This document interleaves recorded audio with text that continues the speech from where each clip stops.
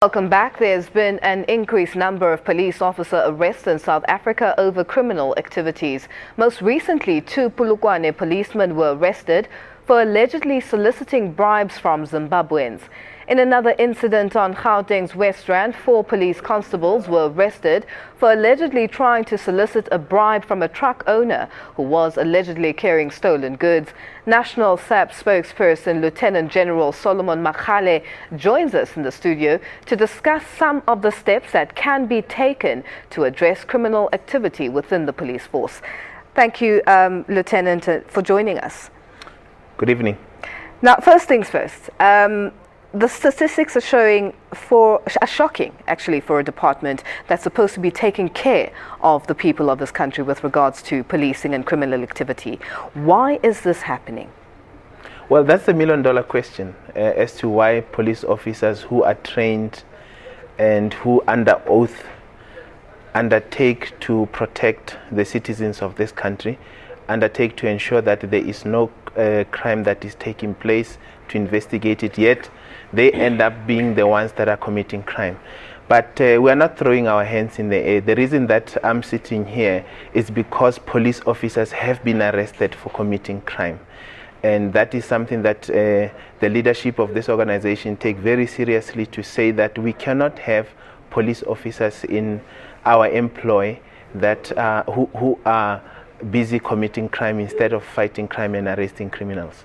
Now let's just continue with this part. Where is it not an issue of maybe the salaries are not good salaries? What is the problem? Have you done research within SAPS to find out exactly where the problem lies? Well, the issue from where we see it is definitely nothing to do with salaries. There are people that earn far less than what police officers at an entry level earn, and there can never be any justification whatsoever for committing crime, particularly for a police officer.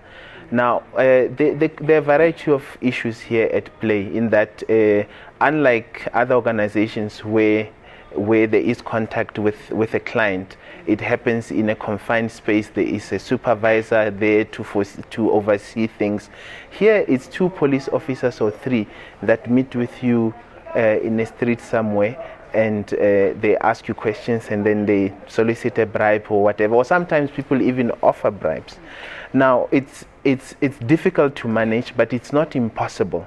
We're working very hard to ensure that those that are found with their hands in the cookie jar, they are arrested, they're dealt with in terms of our own internal disciplinary processes, and, you know, if possible, dismiss them from the South African Police Service. Now, Lieutenant, do we have a true reflection of the numbers of police officers who do commit crimes?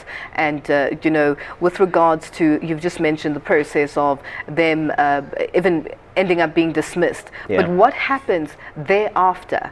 You know, is there a process where within the police service itself to say, listen, this is a problem, let us find solutions to deal with this problem? Yeah, look, there are many interventions that we've got. We talk to police officers about ethics during their training, and on an ongoing basis, we do call in various service providers to come talk to them about financial management. We try and impart life skills, and it's difficult out there. You can imagine, let's say you are earning 15,000 rands a month, and somebody comes to you and say, you know, look the other way, and here is 200,000 rands. It's not easy. You need to be strong, and you need to remain committed to the cause and remain committed to the oath of office that you've taken. So we do talk to them about that and the realities of life out there. However, what we also doing is to say that there must be consequence management. It cannot just be that somebody commits a crime and the people around them just look the other way. So what we do is, when we look at disciplining a police officer, we do ask questions. Where was the commander at that particular point in time? Did the commander take the correct action in terms of discipline? Discipline cannot be done by head office. It has to be done at the level of a station. It has to be done at the level of the province, so as to ensure that throughout the value chain, that everybody understands that I have to remain committed to the cause, and I must not give in to the temptations out there. Now, let's speak about the public. Fear of persecution. You know, what can the public do when they are in a situation where a police officer, for instance, requests for a bribe, or they know of criminal activities that police officers are involved in? What sort of process can the public, come forward with, and without being afraid of being persecuted? Yeah, look, it's very simple. Do not offer a police officer a bribe, and even if they insist, says no. Especially if you know that you have not committed a crime. It is where people know they've committed a crime and fearing prosecution, then they decide to offer a bribe.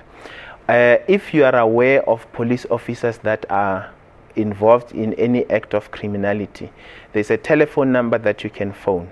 You don't have to say who you are, no name, nothing that is required from you. We just want the information, who is doing what, where, when, so that we can follow up. And that number is 086 00 10 111. 086 00 10 111. Yes. Now, what is the latest on the 2 recent cases of police officers being arrested? Well, they you know, on average we arrest about 20 police officers a month. So if you're saying latest, you're talking about the one of Limpopo and here in Gauteng. Yeah. So what we've done in that case, there is an arrest that takes place. So there's a due court process that, you know, they must appear, get bail and all of that stuff.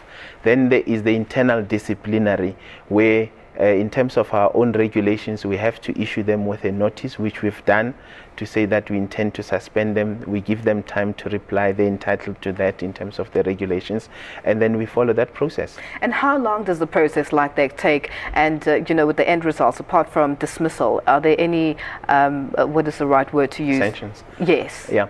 Well, you know, how long is a piece of string? It will depend on the circumstances of the case. So, you know, if it's a simple issue, then, you know, sometimes even within a month or 2, it's dealt with. Some of them, they take longer because they're complicated. There are other sanctions that are there. Sometimes, you know, you would say they found guilty, then they would have to forfeit a month's salary, or 2 months or 3 months, depending on the seriousness of the offense, that the misconduct that they had committed. And with that, once you come to the end of a case and there's a decision made, whether they're suspended or they're dismissed, or you know, miss a month's salary or 2, how does the public find out about this? Do you go out there to the media to say, okay, in such an incident, this is what's happened, this is the final decision, and you know, give us your views and let's take it further if there's any problems? Yeah, look, we're very active, for example, on social media. We do talk about it. We do issue statements, and of course there are opportunities such as this ones where we can talk about it. But you know, it doesn't make me happy to come sit here and talk about police officers being arrested. It's not something that we are very proud of. However, we do acknowledge that there is an issue of police officers getting involved in criminal activities, and we must deal with it. We can't just, you know, bury it under the table. It must be brought into the open and dealt with, and that's our commitment to this nation, that we will ensure that those police officers that are involved in crime will be arrested and they will be dealt with like any other criminal. Lieutenant General Makgale, thank you so much for joining us. Thank you very much for inviting me. And that was our studio guest, Lieutenant General Solomon Makgale, speaking to us about the recent spike in members of the police service involved in criminal activities. In other news, half of Malawi has been declared a disaster zone after torrential rains over the past few days left at least 48 dead and around 70,000 homeless. The heavy rains have also damaged crops in the country. Last year, Malawi harvested a bumper 3.9 million tons of maize, a surplus of almost 1 million tons. A number of people died when villages in southern Magoche were flooded. Thousands of people have been displaced and infrastructure swept away. Malawian President Peter Mutharika has appealed to the international community for assistance. Meanwhile, in Mozambique, there's been severe flooding. 18 children remain missing in Makuba, where a river overflowed its banks, and an estimated 15,000 people have been forced to leave their homes.